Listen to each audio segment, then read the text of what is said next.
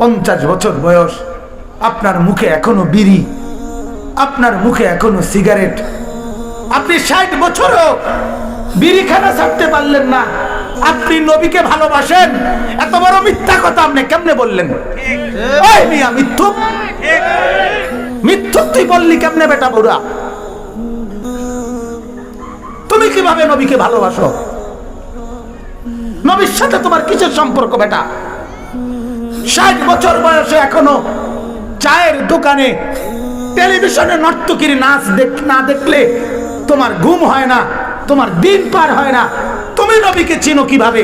তোমার সাথে তো আল্লাহর রাসূলের কোনো সম্পর্ক নাই। এত হারামের টাকা, এত সুদের টাকা, এত মিথ্যা ধোঁকাবাজির টাকা তোমার পকেটে, তুমি আল্লাহর রাসূলকে ভালোবাসো? হ্যাঁ, স্পষ্ট করে বলো, নবীকে ভালোবাসো নাকি জিলাফি ভালোবাসো? এটা পরিষ্কার করে বলো, পরিষ্কার করে, পরিষ্কার করে বলো। বলেন বাপ, গত 30 বছরে মিসওয়াকের হিসাব দেন, গত 30 বছরে দস্তরখানের হিসাব দেন, গত 30 বছরে তাহাজ্জুদের হিসাব দেন, গত 30 বছরে শত শতবার দুরূদ শরীফ পড়ার হিসাব দেন, হিসাব দেন। রাসূলুল্লাহ সাল্লাল্লাহু আলাইহি ওয়াসাল্লামের প্রতি আন্তরিকতা কোথায় আমাদের? কোথায়? এই মহব্বত কাকে বলে? কিতাবের মধ্যে কথা স্পষ্ট আছে, 3 জিনিস যার মধ্যে আছে সে আল্লাহর নবীর সাথে সম্পর্ক রাখে। কয় জিনিস বলেন বাপ? 1 নাম্বার, জবানে বেশি বেশি দুরূদ পড়ে। বলেন কি কি করে? 2 নাম্বার, কলিজায় মহব্বত করে। কি বলে? 3 নাম্বার, অঙ্গ প্রত্যঙ্গে সুন্নতের অনুসরণ করে। জবানে দুরূদ, কলিজায় মহব্বত, আর এই দেহে সুন্নতের পাবন্দি। এই 3 জিনিস যার একত্রে আছে সে আল্লাহর রাসূলের সাথে সম্পর্ক রাখে, সে নবীকে ভালোবাসে, সে নবীজির সাথে সম্পর্ক রাখে। গাছ জোরে জাতাজাতি করিয়া হইতো না, গাছ জোরে না। আমার শেখ আল্লামা মুফতি মুশতাকুন নবী সাহেব বলে, মিয়া সাহেব, হাসরের ময়দানে ফয়সালা হবে কার মা আছে কার মা নাই। হাসরের ময়দানে বুঝ হবে আশিককে দুশমনকে, বন্ধুকে বিরোধীকে। আল্লাহ বুঝার তৌফিক দান করুক। অতএব আমি বুঝাইতে চাইলাম 23টা বছর উনি আরাম আয়েশ সুখ বলতে সব সব বিসর্জন দিয়েছেন। নবীজি সাল্লাল্লাহু আলাইহি সাল্লামের সাহাবীরা বলছেন, কানা রাসূলুল্লাহ সাল্লাল্লাহু আলাইহি ওয়াসাল্লাম মুতাওয়াসিল আল আহজান দাইম আল ফিকির। নবীজির আদত ছিল, সাহাবীরা বলেন, আল্লাহর নবীর দিকে তাকালেই কেউ বলতো, বুঝতো যে তিনি কি যেন চিন্তা করতেছেন, সারাক্ষণ ফিকির করছেন।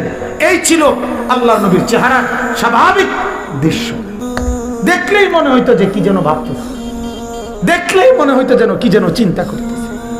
হাসবে কখন, হাসবে কখন, ফুর্তি করবে কখন। হাদিসের মধ্যে মিশকাত আমি নিজে পড়াইছি, আল্লাহর নবী সাল্লাল্লাহু আলাইহি ওয়াসাল্লাম বলছেন, আমার উম্মত কাইফা আনউমু, আমি আনন্দ করব কিভাবে রে, আমি ফুর্তি করি কেমনে? ওয়া সাহিবুস সূরি কাদ ইলতাকামাহু, আমি নিজ চোখে দেখছি উম্মত ইসরাফিল সিংহা মুখে দাঁড়ায় আছে। ওয়া হানা জাবহাতাহু, চোখ কপালের দিকে, কপাল নিচে, চোখ নোয়া রাখছে। আসগা সামাহু, কান খাড়া করে রাখছে। ইয়ান্তাজিরু মাতা ইউমারু বিন নাফখি, অপেক্ষা করছে ইসরাফিল কখন তাকে মাওলা বলবে, ইসরাফিল দে ফু দে, সাথে সাথে ফু দিবে। এই অবস্থায় প্রস্তুতি দেখে, ইসরাফিলের মুখে সিংহা দেখে আমি ফুর্তি করি কেমনে যদি এই মুহূর্তে ফু দেয়? যে মুহূর্তে আমি টেলিভিশনের আড্ডায়, যে মুহূর্তে আমি মদের আড্ডায়, যে মুহূর্তে আমি নাফরমানির আড্ডায়, মালিক যদি বলে ইসরাফিল আর সইতে পারলাম না, দে ফু দে, তখন কি কি হবে আমার, কি হবে আমার?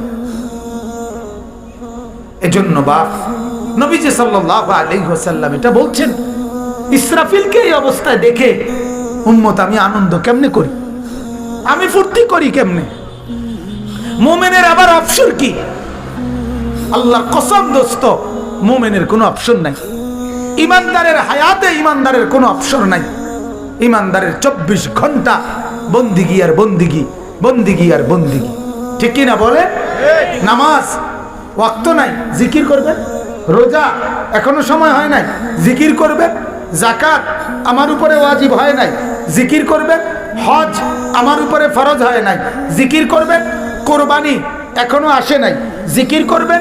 ইমানদারের 24 ঘন্টা স্বাভাবিক একটা ডিউটির নাম, ইবাদতের নাম তো হলো মাওলার জিকির। এটা বন্ধ করার কোনো সুযোগ নাই। আমার শায়েখ আল্লামা মুফতি মুশতাকুন নবী সাহেব বলে, হযরত বলেন, দুই আমলের কোনো কাজা নাই, দুই আমলের কাজা নাই। নামাজ এখন একটা ছুটে গেলে কাজা করা যায়, কাজা করা যায় না। দুই আমলের কোনো কাজা নাই। এক, জিকির, আল্লাহর জিকির ছুটে গেলে এটার আর কাজা নাই। আজকে 9টা বাজে যে জিকির আল্লাহকে ডাকার কথা, এটা আপনি করেন নাই, আল্লাহকে ডাকেন নাই, তো আগামীকাল 9টা বাজে যদি এটার কাজা করেন, তো আগামীকাল 9টার জিকির কখন করবেন? কথা বুঝেন নাই আমার? তাহলে জিকিরের কোনো কি নাই, কারণ আপনার উপরে তো জিকিরের হুকুম সব সময়। জিকিরের হুকুম কখন কখন? সব সময়, সব সময়। 2 নাম্বার হলো মহিলাদের পর্দা, এটার কোনো কাজা নাই, পর্দার কোনো কি নাই।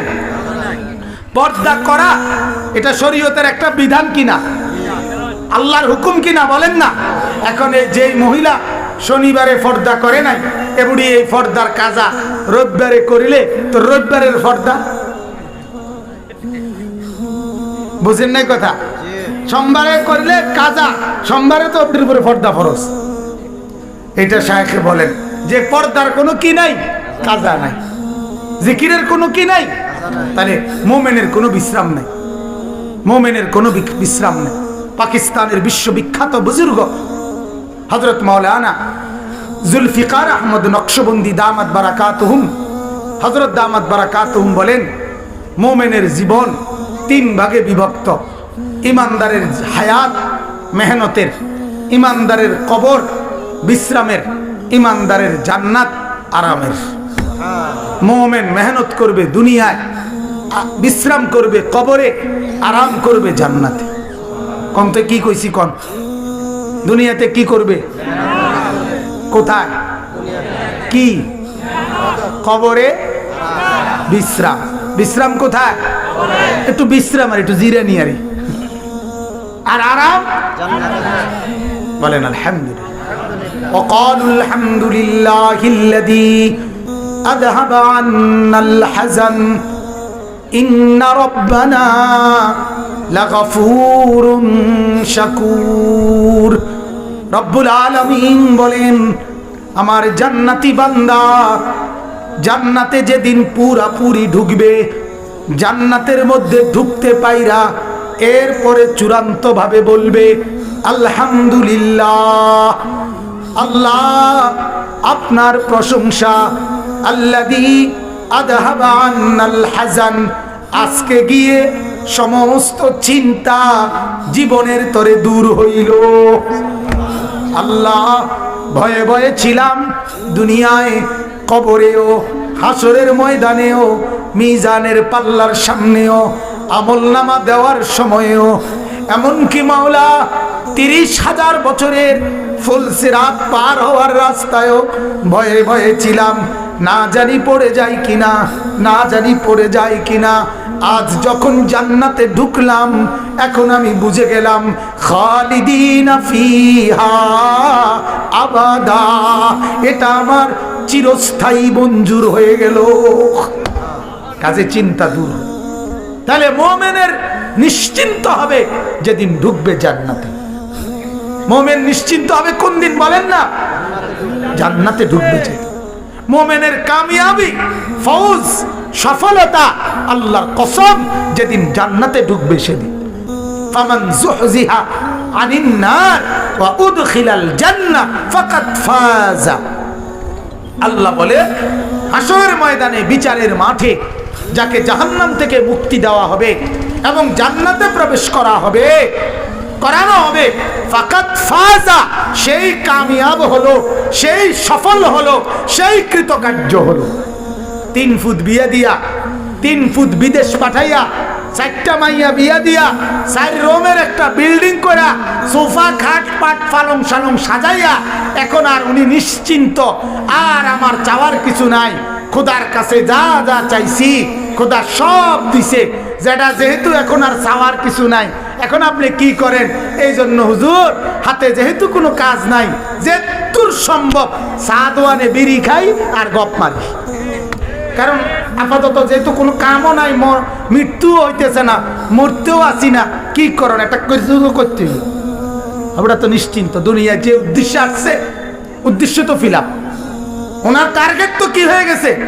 ফিল আপ হয়ে গেছে, টার্গেট ফিল আপ। 3 ফুট বিদেশ আল্লাহর রহমতে, আর কিটা 4 গামাইয়া বিয়া দিছে, আর সমস্যা কি? 4টা রুমওয়ালা বিল্ডিং করছে, আমারে বলছে কজর 4টা রুম করছি, প্রত্যেকটার মধ্যে বাথরুম। সুবহানাল্লাহ, মানে এটা যে বলছে মনে হয় যেন উনি 7 সমুদ্র 13 নদী বিজয় করছে, যে প্রত্যেক রুমে একটা একটা বাথরুম দিতে পারছে। এই দুনিয়ায় ওনার চাইতে বড় সফল ব্যক্তি আর কে হইতে পারে, যে তার জিফুত নাতি নাতনির জন্য যে রুমে ভাত খাইব ওই রুমে পেশাব পায়খানার ব্যবস্থা করতে পারছে। এত বড় সুখের ব্যাপার আর কি, এত বড় নিয়ামত আর কি হইতে পারে? খাইব যে এনে, মুদবো এনে, বলেন নাউজুবিল্লাহ। এটাই কামিয়াবি, এটাই কামিয়াবি। হায় হায়, আমি প্রতিদিন বলি চিৎকার করে করে যে বাপ, এই কাগজের প্রতিদিন একবার এটা বলি, এই কাগজের এই পিঠ, এটা আমি বড় চমৎকার করে সাজাইলাম, এই কাগজের এটাও তো একটা পিঠ, কথা কন না? এই কাগজের এই পিঠ, যদি এই পিঠ, এটা আর একটা পিঠ না, তো এই পিঠ খালি না? তো এই পিঠ খালি কেন? এই পিঠ এত চমৎকার সাজাইলা, 4 কালার, এটাতে একদম খালি। রব্বুল আলামিনও বলে বান্দা, জমিনের উপরে তোমার যে ঘরটা, সে ঘরটা তো বাউন্ডারি ওয়াল, বিল্ডিং, সোফা খাট পালং ফার্নিচার দিয়ে এত সুন্দর করে সাজাইলা, তুমি কি জানো না বান্দা, জমিনের ওই দিকে ওই পিঠে তো কবর নামে তোমার আরেকটা ঘর আছে, সেটা ফাঁকা রইল কেন? জমিনের ওই পিঠে আরেকটা ঘর আছে না আমার, কথা বলেন না? সে ঘর কবর, সেটা ফাঁকা কেন? সেটা এরকম খালি কেন? এই ঘর যদি সাজে, জমিনের উপরের ঘরটা যদি সাজানো হয় সোফা দিয়ে, আল্লাহর কসম জমিনের ওই পিঠের ঘর কবর সাজাইতে হবে সেজদা দিয়ে, সেজদা দিয়ে, সোফা দিয়ে না। সোফা দিয়ে উপর সাজে, সেজদা দিয়ে কবর সাজে। গোলামি দিয়ে, বন্দিগি দিয়ে, আখিরাতের ফিকির দিয়ে, হালাল রোজগার দিয়ে, আল্লাহকে ডাকার মাধ্যমে, জিকির তাসবিহ তিলাওয়াতের মাধ্যমে, দান আর সাদাকার মাধ্যমে কবর সাজে। তাহলে এ ঘর তুমি সাজাইলা, সে ঘর কেন খালি রাখলা? আল্লাহ আমাদেরকে বুঝ দান করেন। তো আমার বাপ, আল্লাহ তাআলা বলেন, নবী বলেন তো এদেরকে যে আমি আল্লাহ আপনি রাসূলুল্লাহর উপরে যা কিছু নাজিল করেছি, এই যা কিছু মানে অনেক অনেক, এই 23 বছরে যা কিছু আপনার কাছে আমি দিলাম, এটাকেই একমাত্র সঠিক নিজের জন্য যে মনে করে, আর এটাকে যে নিজের জন্য সঠিক সত্য বলে মনে করে না, গ্রহণ করে না, উভয় কি সমান? আবারও বলেন না সমান? তার মানে কি পার্থক্য আছে? না মানে তো এই কথাই নাকি? পার্থক্য আছে কিনা বলেন? আল্লাহ তাআলা বলেন পার্থক্য কি? ওই দুইটার মধ্যে আপনি রাসূলকে মাননেওয়ালা, আপনার উপরে যা প্রেরণ করেছি এটাকে গ্রহণকারী আর এটাকে বর্জনকারী, এই দুইজনের মধ্যে পার্থক্য হলো, আল্লাহ বলেন একজন হলো চোখওয়ালা, আরেকজন হইল অন্ধ। একজন কিওয়ালা, আরেকজন কি? একসাথে আল্লাহ কথাটা বলে দিছে, কামান হুয়া আমা। আল্লাহ বলেন আপনার উপরে নাজিলকৃত বিষয় এটাকেই একমাত্র সঠিক যে বুঝে নাই, গ্রহণ করে নাই, জানে নাই, সে হলো মূলত অন্ধ। সে কি মূলত? আপনি বললেন যে আচ্ছা অন্ধ, অন্ধ কইলে কি হইছে? আমি তো দেখি।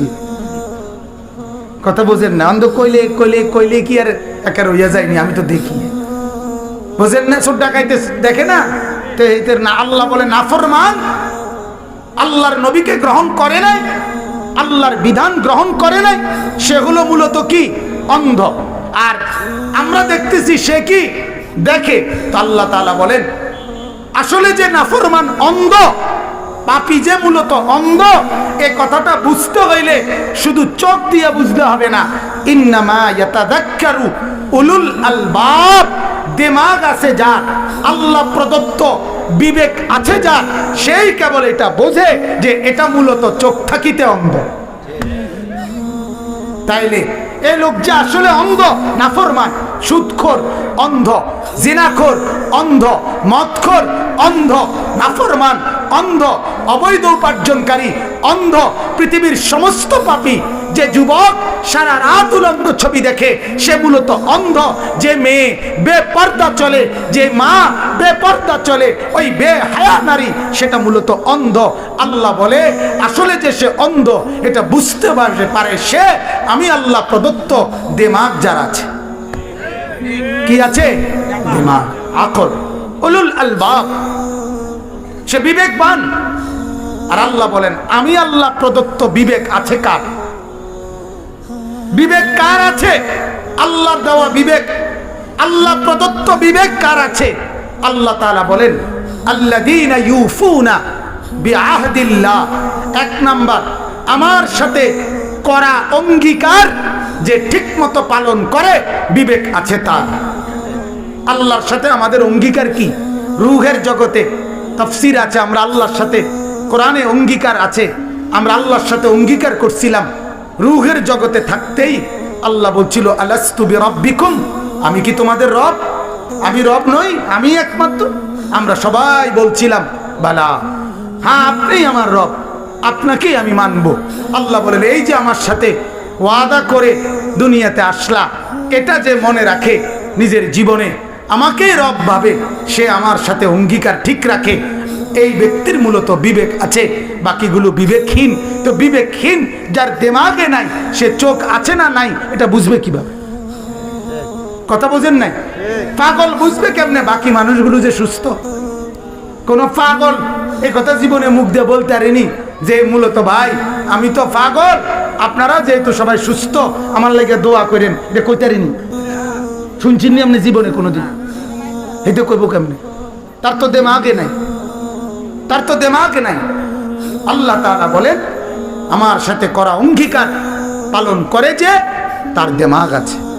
ওয়ালা ইয়ানকুদুনাল মিসাক, আমার করা অঙ্গীকার যে লঙ্ঘন করে না, যে ভঙ্গ করে না, তারই মূলত দিমাগ আছে, তারই মূলত বিবেক আছে। তাইলে বিবেক আছে তার, আল্লাহর দেওয়া অঙ্গীকার যে ভঙ্গ করে না। আমি সংক্ষেপে শুধু তরজমাটা বলে শেষ করে দিচ্ছি।